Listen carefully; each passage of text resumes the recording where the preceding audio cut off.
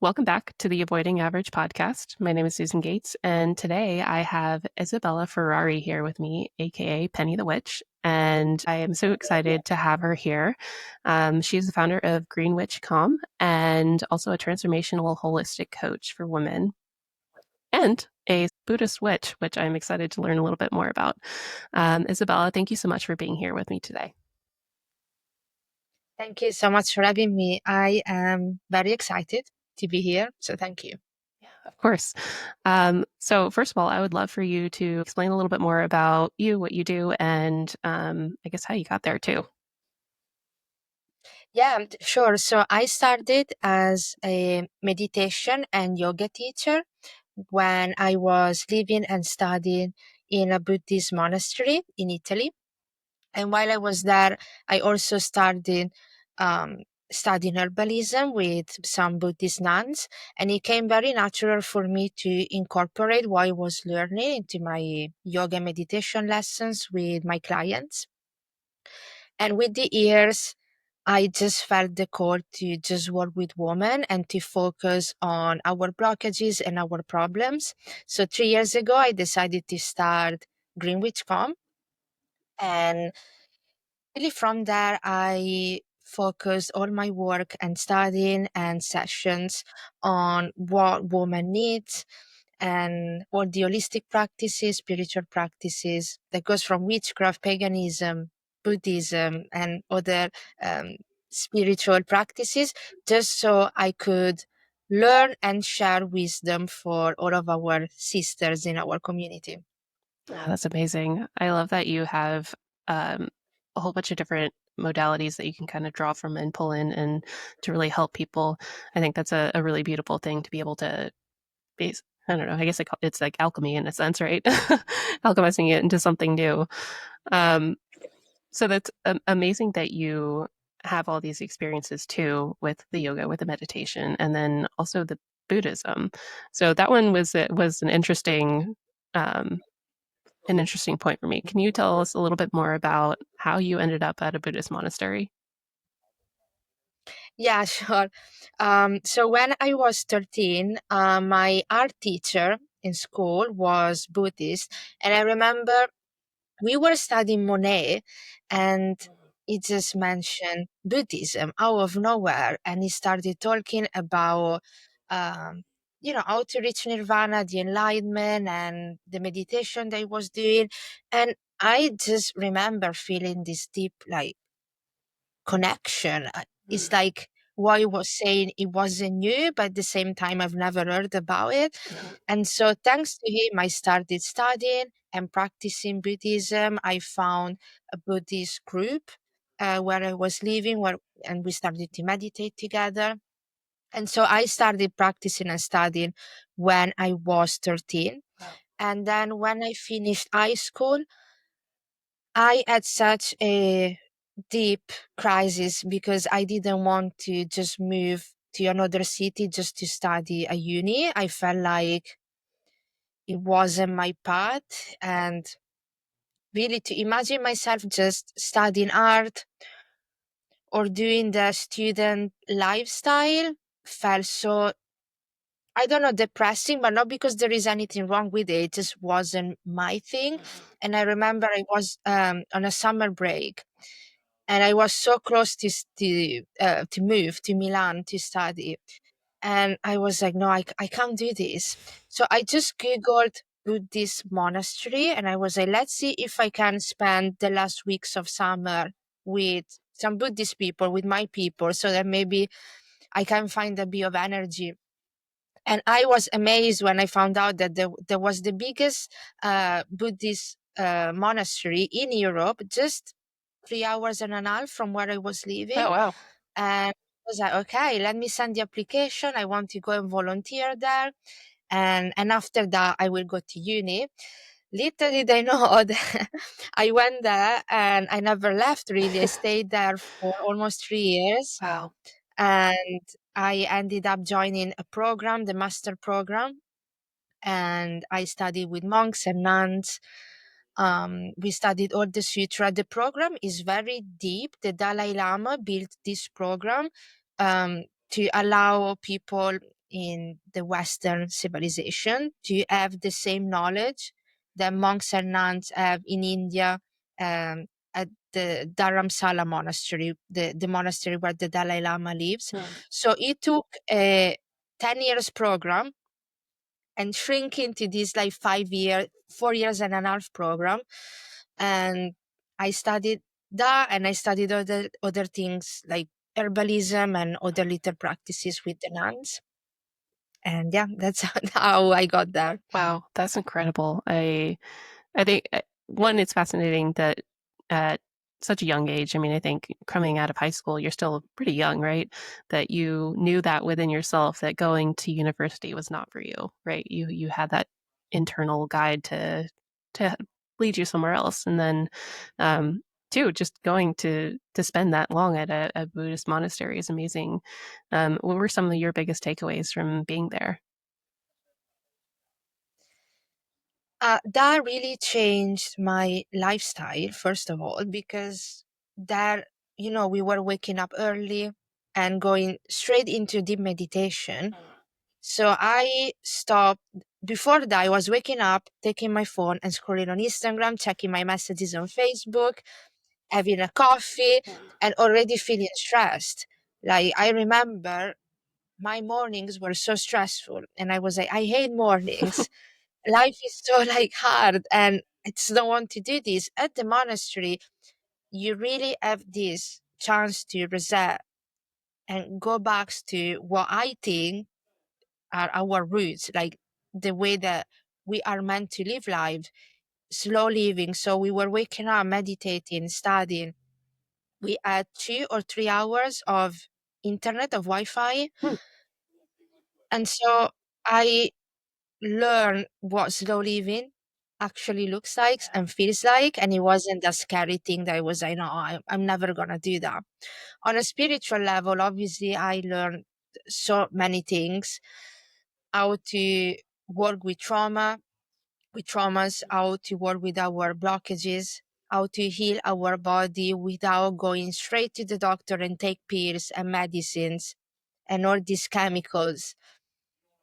And that was such like a big wow moment Yeah. for me. Like, wow, I actually have the power to improve my life, to understand my mind, to understand my body. Why they didn't teach me at school? Like, I didn't know any of this. Yeah. So yeah, that was such like a big moment where I realized, okay, my life is not the only way, right? That Mm. I can live my days and my weeks and whatever. There is like an alternative. And that was like a big moment, a big realization. Yeah, yeah, that's amazing. Like, I think uh, that's a major turning point for a lot of people, right? Where you realize that the way that you had been living your life up to this point is not necessarily the best way. And it's really cool that you were able to experience that so young too, like being able to take those lessons and apply it into your life moving forward. Um, so you had mentioned like doing hours of meditation while you were there. Did you meditate prior to going to the Buddhist monastery? Yeah, I was meditating before. I have to say that before the monastery, the way that I was meditating was very Western style. That's Okay. how Can you explain I that? say. So it was like, yeah, let's have like a healthy drink, like an aloe vera or kombucha. Let's get like a nice, cute little yoga outfit and meditate for like 10 minutes. And then I take a selfie and then I meditate for two. It Yeah. was like, yeah, very European style, Okay. or even like American style. At the monastery, we went hardcore. We meditate like we should. So you just go there, comfortable and simple outfit. You sit down and you actually meditate for like 2, 3 hours and Mm. try to uh, focus on how your mind is working, what you need, why you get all of these distractions. What are your distractions? Like, why your mind is going there, right? Mhm. All of these things that before I didn't even know. I had to look out for these things and problems and blockages. Yeah. Oh, wow. Was that difficult for you doing like going from like 10 minutes to 2 to 3 hours? Yeah, the first month was very difficult, but it was like a nice difficult. Like it wasn't like go to work and have an 8 hour shift. Mhm. It was like a big change, but I felt like it was so good for me when I realized that like there is a life without a phone. Like I can live my day without looking at my phone every 10 minutes. It's like crazy. And for the monks and nuns, this is normal. But for our generation is crazy. Right. Like a day without a phone, like what you on about? No.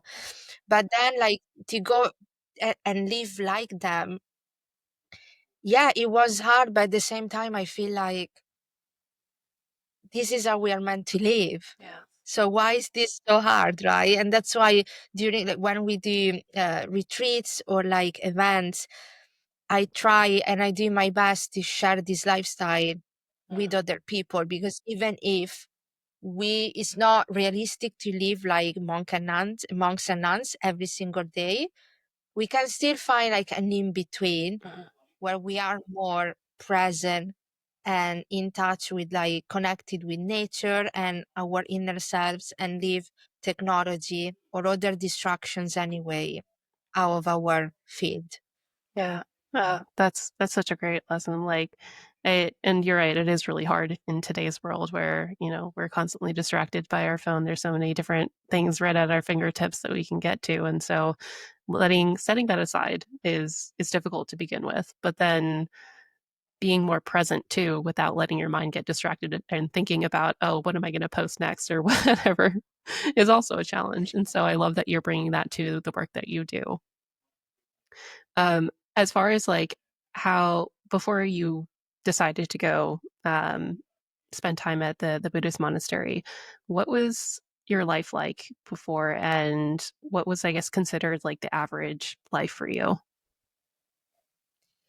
I was very young, so before my summer break, I was going to school, to high school, and my life was a very like student lifestyle. So I was Mhm. just waking up in the morning, I was going to school, in the afternoon going out with my friends. I was studying piano. I was also studying at music school, Oh, okay. so I was very busy studying. And although I was very focused on like school and getting all my, diplomas and certifications, I was also so not focused on myself and what I wanted. Like the notion of your inner voice, what is your body telling you, was like I didn't know what that was.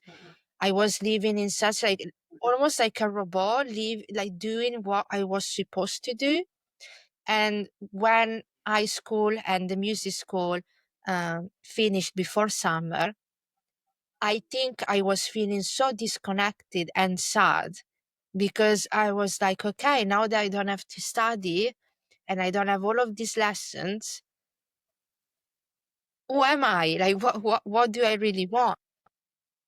And that summer was very sad and dark and difficult for me, because I just realized I didn't know who I was and what I wanted. And I really asked myself, did I just live a life that wasn't really mine? When you stop listening to what your parents expect from you, what your teachers at school expect from you, what your friends expect from you, like when you put them on mute and it's just you with your voice and yourself, it's like, wow, I've never done that. And so yeah, I think when people described their dark night of the soul, so the moment before their awakening, I had that summer, complete like isolation. um I was feeling very lost, and thank the goddesses that the monastery was just like 3 hours away from me.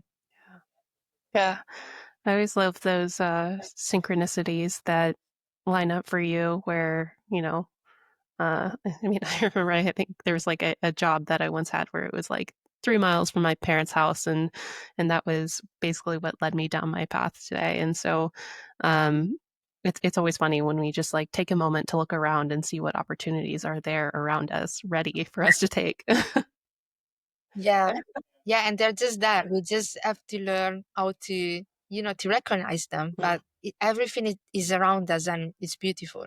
I know you are working with herbalism and witchcraft and in that world. Like, I guess Buddhism and witchcraft, people wouldn't normally put those two things together. So how do you put those two parts of yourself together? Can you explain that a little bit more? Yeah, I feel like Buddhism and witchcraft are different if you study them. So if you get some books and you start studying them on a and the theory, they are very different. Buddhism really teaches you how to be in control of your mind and thoughts, and also how to work with, I don't like to call them negative emotion. They are more like uncomfortable emotions and turn them into something positive. So instead of suppressing anger, or instead of thinking life is so hard because of other people, because I live in the wrong city, or, find all of these external issues, it really teaches you how to ground your energy and look inside, look within, and realize that you have the power to change how you think. Therefore, your life, because once you are in control of your mind, magic, as I would say as a witch, happens. Yeah. And witchcraft, on the other hand, has the same philosophy, but it's more connected to nature, is more connected to the energy, but also the spirit world and our ancestors. So it's a different kind of energy. But I think that when you blend the two philosophies together and you are in full control of your mind and you know how to heal your body, and at the same time, you can align with nature's and the seasons, and you are connected with your spirit guides, um, angels, if you believe in angels, or your ancestors. Wow, you can build like a very unique and complete practice. Yeah. Oh, I love that. Um, I love the concept of, combining both, mind, body, soul, like all of it together works together anyway. So I think that makes perfect sense, honestly, that you're able to do that. So as far as like you had mentioned, witchcraft in itself can relate to nature and the seasons. And how does that tie into herbalism? And for anybody else who is not familiar with herbalism, I myself didn't really know what herbalism was the first time I had heard about it. And so, if you could explain that a little bit more, that would be wonderful. Sure. So herbalism is a beautiful practice where you study the herbs. So these herbs, flowers, mushrooms sometimes, if you are into that, Okay. and you learn all of the qualities and attributes that each herb and flowers has, and you are then able to understand how you can heal your body using herbs and plants. And plants medicine is the way that our ancestors were healing themselves. So even when we go back before the witch trials, what were the witches doing in their villages with their communities? They were healing people with the powers and magic of herbs and plant medicines. So, as a very realistic, down to earth example, when we catch a cold, instead of just taking paracetamol every single time and go to the doctor and get chemicals to cure something that can be cured with a beautiful blend of plantain, ginger, thyme, and honey. And that can sound a bit woo woo. Sounds Some people delicious. say, no, but paracetamol heals me quicker. Trust me, I've tried it with herbs and this blend I've just mentioned. you can really heal from a cold in the space of like 3 days. So just like if you were taking paracetamol.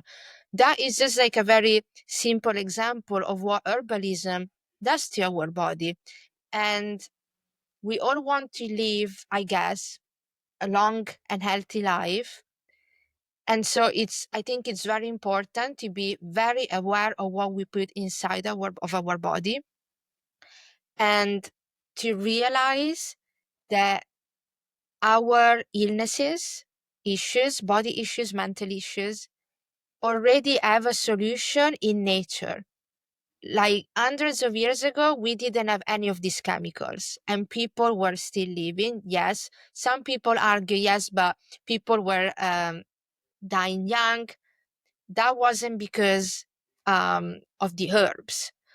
Now, today, we have the power to spread this knowledge. We have internet, we have Instagram, we have social media. We have the power, we have access to pretty much all the herbs in the world that unfortunately our ancestor couldn't go on Amazon and order all of these herbs, but we can.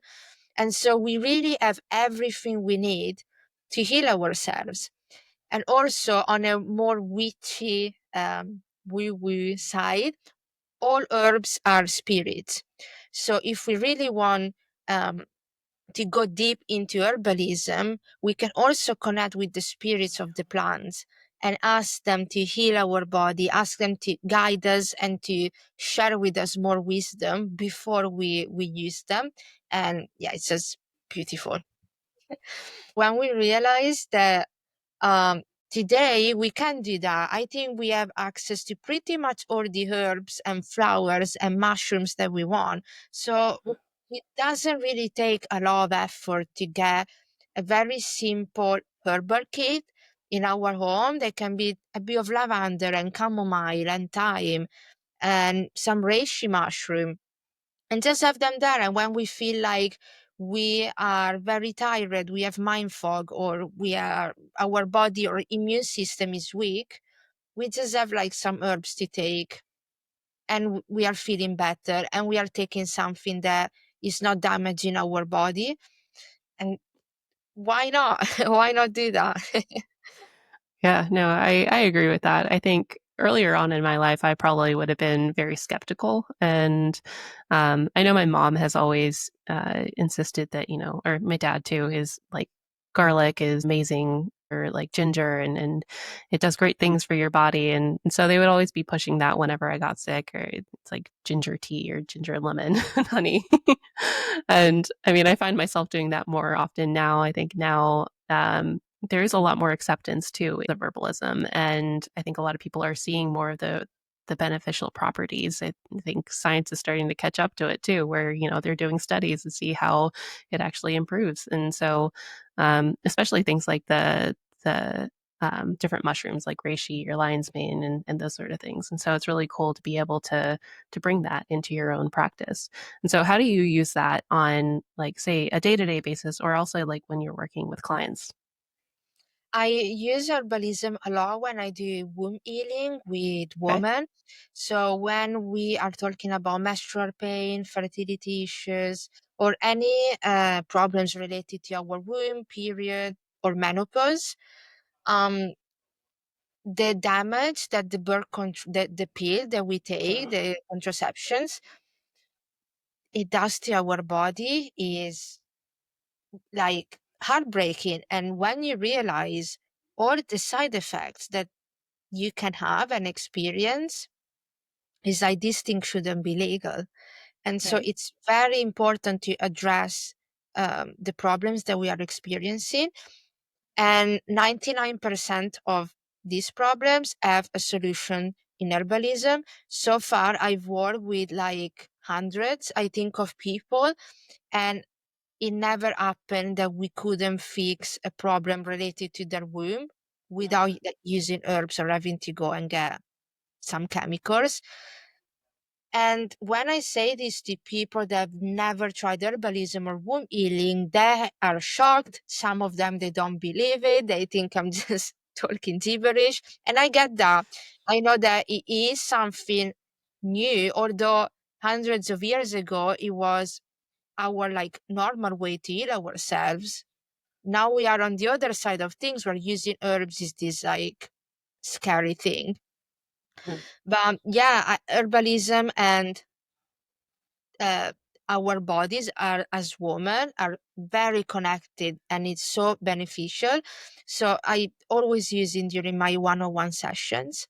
As for me, I have my herbs here in my house, and anytime I feel like I need to take them, when I have fever, I catch a cold, where I have irregular periods sometimes, I just know what herbs to take, and I'm good with that. I am done with medicines as long, obviously, if I can avoid them. Yes, I will do that. Yeah, no, that's totally fair. When you're talking about the womb healing thing, I think I'd always associated that term with like people who are struggling with infertility. And I mean, based on what you said, it's not necessarily just for that, right? I When I was pregnant with both my kids, I was always taking the red raspberry leaf tea, and I mean that's I swear by it because I don't know that I would have had as quick of labor as I would have without taking that. Um, and I still drink it whenever I have like particularly bad period cramps. And so I do believe in the power and effectiveness of it. And it's it's just interesting to see, it being applied to other situations as well. I mean, you had mentioned people coming off of their birth control and how much damage I guess that can create in your body. I've always taken herbs in terms of like teas. Are there other ways to administer those? Yeah, so I have this cute recipe book in our women's membership where I try and encourage people to make like salads or like Oh, cupcakes, cakes, soups with the herbs that can be good for us. So, as the kitchen wits, people call it like that on Instagram or on social media, you can really have, like I said, herbs just there in front of you and add them to whatever you have to eat, or if you want to bake, you can really get creative with it. And if you don't want to, or if you don't need to like eat them, you can, for example, create oils. I really love to have my little like protection oils or womb oils um, that you infuse with all of your herbs and different type of oils. So that is another great way to use the herbs. And if you're more of a witchy womb healer like I am, then you can add your herbs to your candles while you do your spells or your ceremonies. You can connect with the spirit of the herb and heal on an energetic level that way.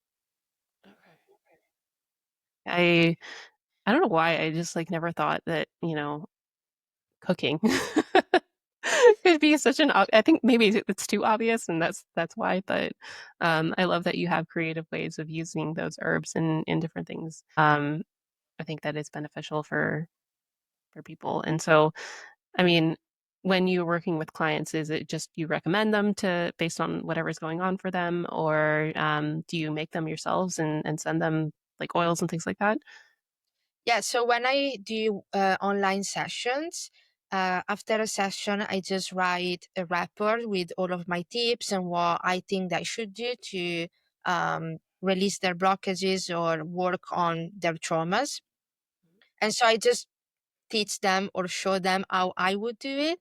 Uh, why when we do in-person events like retreats, I bring my oils and my herbs there so that we can work with them together. Oh, that's cool. That's really cool. I feel like I don't know. I don't know if I just haven't been in the space long enough to see a lot of people using herbalism in their practices, and so that's really cool that you incorporate that in your retreats.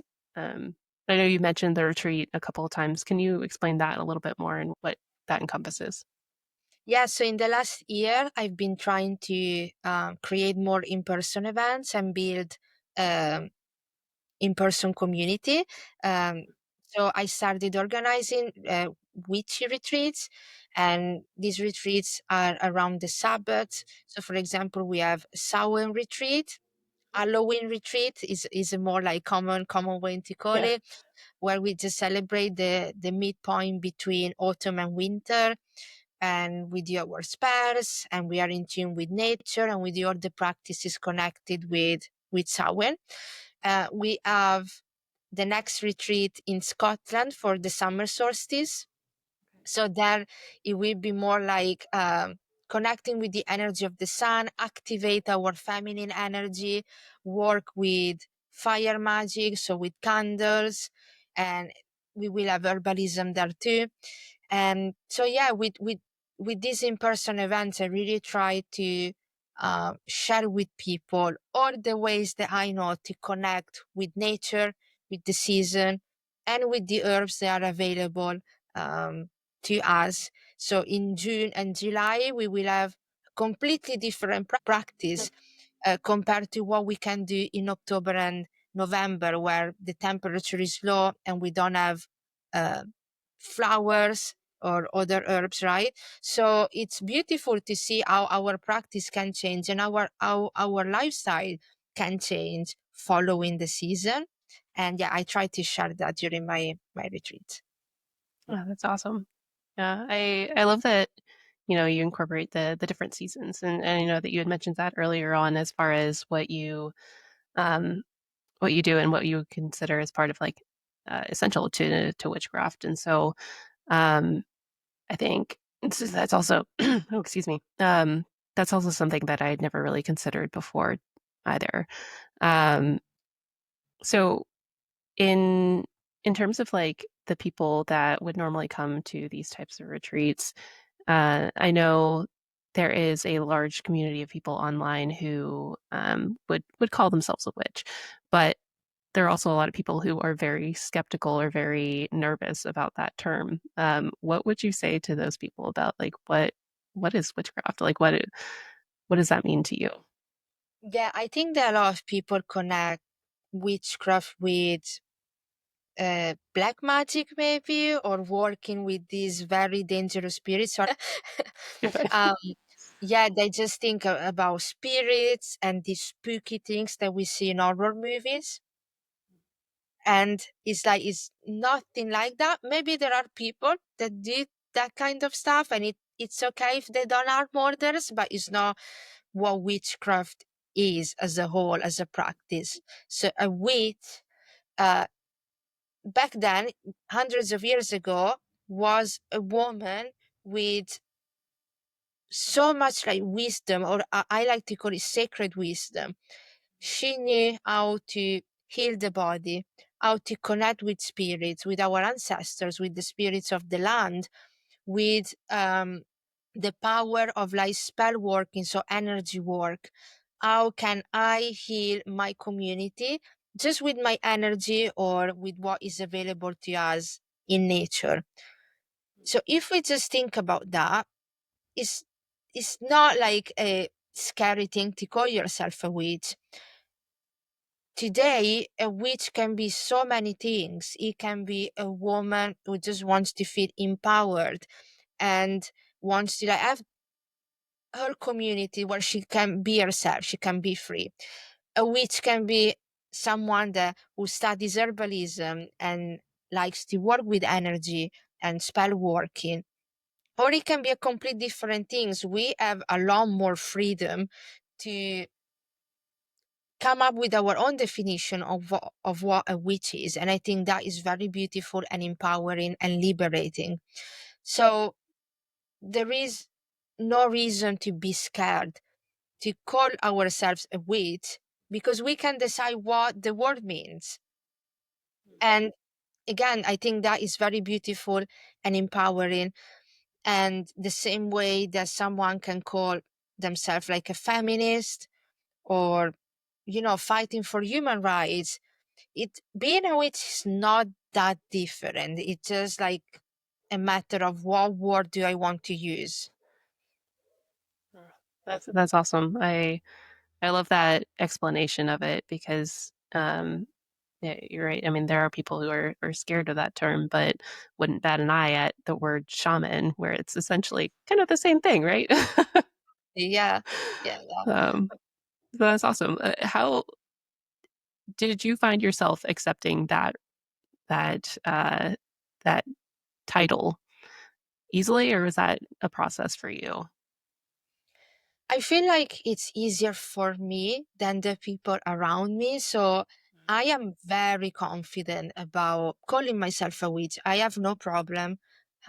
Really, if I didn't have to deal with some people reaction, I would just say, "Hi, I'm Isabella. I'm a witch. How are you? Like, nice to meet you." Because I know the beauty of it. I know how powerful the practice is, and I know how it improved my life and the life of the people that are part of our community in greenwitchcom. And so, the same way that someone would say, "I'm a doctor," or I don't know, an artist, I am okay. I'm a witch, and I love that.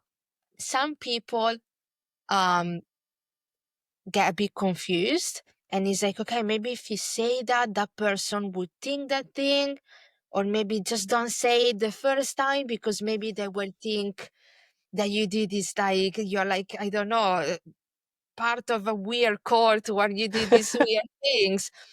And I'm like, I don't give a damn what people think. It's like, it's whatever, right? They can think Yeah. what they want. So I think, yeah, it's a lot more difficult for other people to understand the meaning of it and also understand why I feel so okay with just calling myself a witch. Yeah. That must feel so empowering to be able to do that. Because I think there are a lot of people who struggle with, one, claiming their own identity, apart from whatever it is that they were expected to be. But then two, also being confident about it too to other people, because it doesn't matter what you do, you're always going to get some other people's opinion about what that means. Like, um, good or bad, it goes either way. And so I love that you're one able to be so confident about it, and two spreading this message to other people. Yeah, thank Um, you. Thank yeah, of course. Um, so I know you had mentioned you have greenwitchcom, and that was something that you started back in 2021. How has that journey been for you, as far as creating content and building this community? At the beginning, I didn't think it was going to get like this big and it was going to become my full-time job. So the way that I was sharing content, it was very naive because I didn't think that a lot of people were actually going to check my practice. So I was very open and sharing a lot about my the way I was practicing witchcraft. And the first year was crazy because the community grew so fast.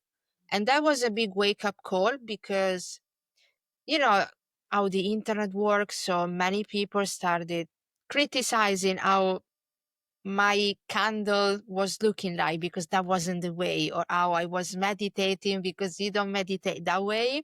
So I had to change a little bit how I decide to show up online and what is okay to share and what it's okay to just keep for myself.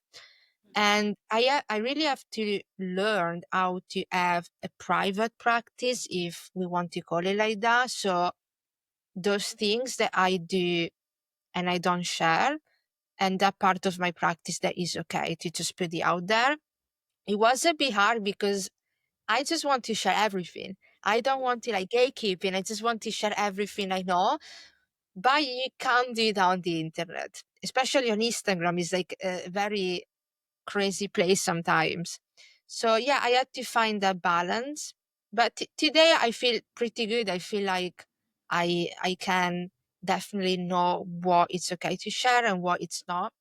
And I am very, very grateful because so many people are deciding to join the community, to participate and share their experiences and take part in our events. So, yeah, I am very, very grateful.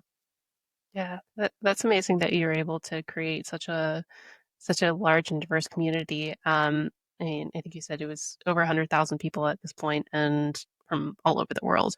Um, so clearly, your message out there is resonating with a lot of people.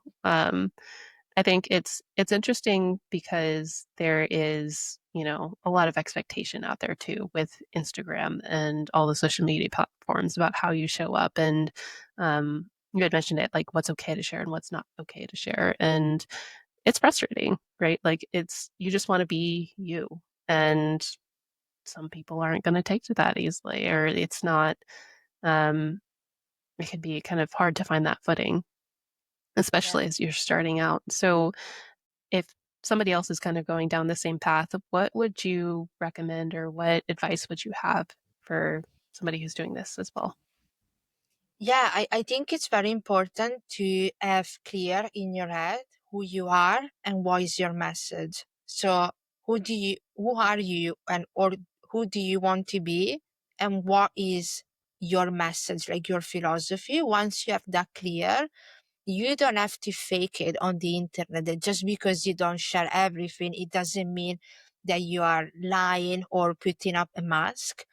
It's very important to just be authentic and genuine and honest, but it's also very important to know how to protect yourself, because when you do something you love and you have people criticizing you or telling their opinions, what you love can easily turn into something that you don't love anymore. So it's very important to have strong boundaries and understand that what people say, even if it's direct to you, it's not personal.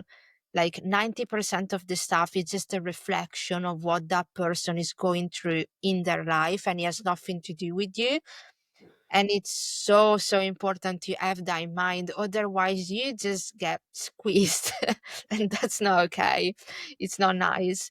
But yeah, when you create from a place of I'm sharing what I love and I just want to be authentic and honest, that's really all you need. It's interesting you when you had mentioned, there are always going to be people there that have an opinion or um, it's really just a reflection of themselves and what they're going through. But I remember there was one point in my life where I was doing like fitness program or something, and the person who was leading it up shared my transformation photo.